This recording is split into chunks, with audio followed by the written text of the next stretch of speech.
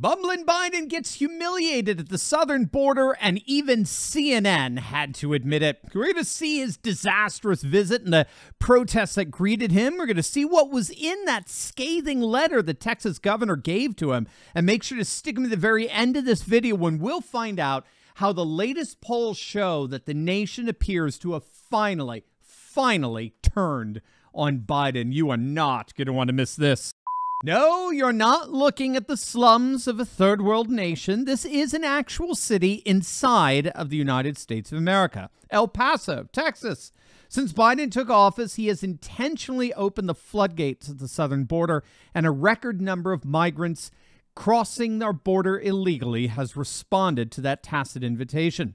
The stats on the border are abysmal, to say the least, according to data from the U.S. Customs and Border Protection.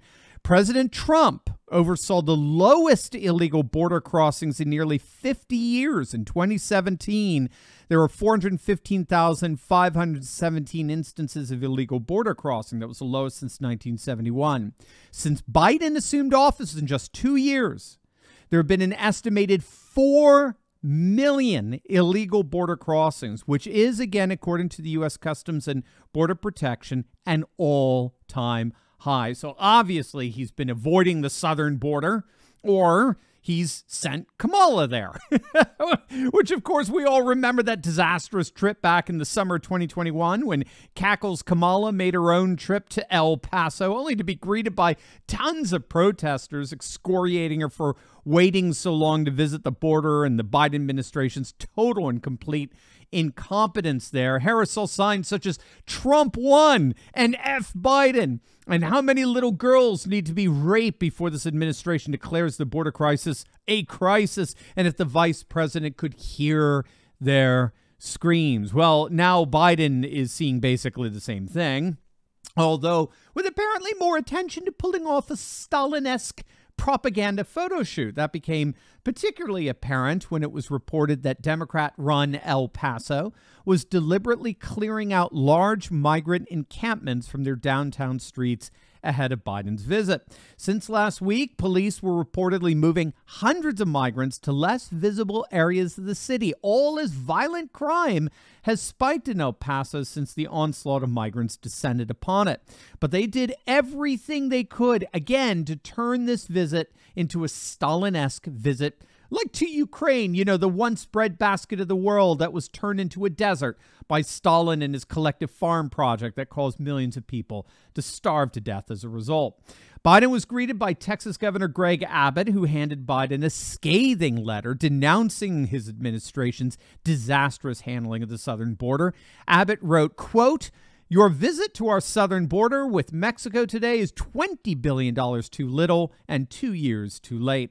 Moreover, your visit avoids the sites where mass illegal immigration occurs and sidesteps the thousands of angry Texas property owners whose lives have been destroyed by your border policies. Even the city you visit has been sanitized as the migrant camps, which had overrun downtown El Paso because your administration wants to shield you from the chaos that Texans experience on a daily basis.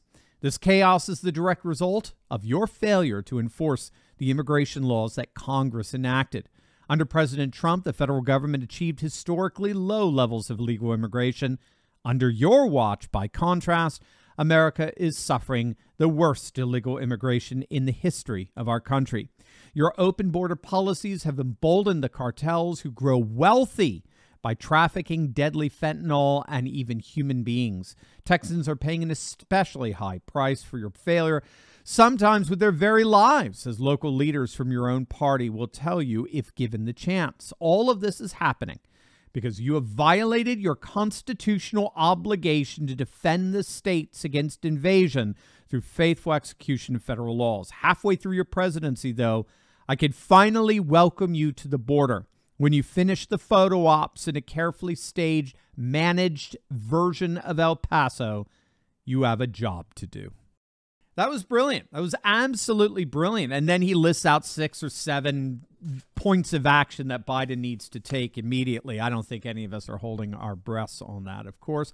But actually, you know, You wouldn't believe what CNN had to say about it. Things were so obviously cringeworthy for Biden at the border, even CNN admitted they couldn't hide it. You're going to absolutely love this. But first, I want to invite all of you to join my exclusive Insiders Club for a censorship-free video platform where I discuss topics I can't share on YouTube. In fact, just last week, our Insiders Club members had the opportunity to ask the one and only Mike Lindell their questions for our very first exclusive live stream of the new year. And you can do just that all throughout the year. Just click on that link below and join our Insiders Club today. And as a special New Year's offer, sign up now and get a 14-day free trial to try it out. Plus, I've got a bunch of bonus resources I'm going to add on as a thank you for joining my Insiders Club community. So don't wait. Click on that link below or go to insidersclub.turleytalks.com right now and join me and thousands of patriots around the world. That's insidersclub.turleytalks.com.